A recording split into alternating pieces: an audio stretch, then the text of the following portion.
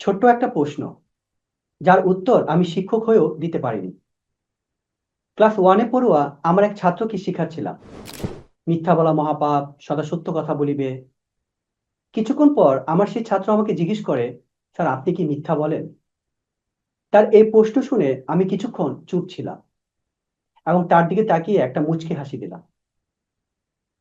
কিন্তু সেদিন তার সেই প্রশ্নের উত্তর আমি দিতে পারিনি। আপনার কাছে বিষয়টি খুব সাধারণ মনে হতে পারে, কিন্তু একবার ভেবে দেখুন তো, এই যে আমি যে তাকে শিখাচ্ছিলাম এর মূল উদ্দেশ্য কি? সে যেন পরীক্ষায় লিখতে পারে এবং আমি মাস শেষে বেতন পাই, এবং তার লক্ষ্য সে যেন পরীক্ষায় পাশ করে। কিন্তু এই যে মিথ্যা বলা মহাপাপ, সদা সত্য কথা বলিবে, এর মূল শিক্ষা থেকে আমরা অনেক দূরে সরে গেছি। একবার ভেবে দেখুন তো, যদি এই মূল শিক্ষাগুলোকে আমরা বাস্তবিক জীবনে প্রয়োগ করতে পারতাম, তাহলে আমাদের ব্যক্তিগত জীবন এবং সামাজিক জীবন দুটি অনেক সুন্দর হতো। আপনার জীবনের এমন কোনো ঘটনা যা আপনাকে কিছুক্ষণের জন্য থমকে দিয়েছিল, চাইলে শেয়ার করতে পারেন। দেখা হচ্ছে পরবর্তী ভিডিওতে। ভালো থাকবেন।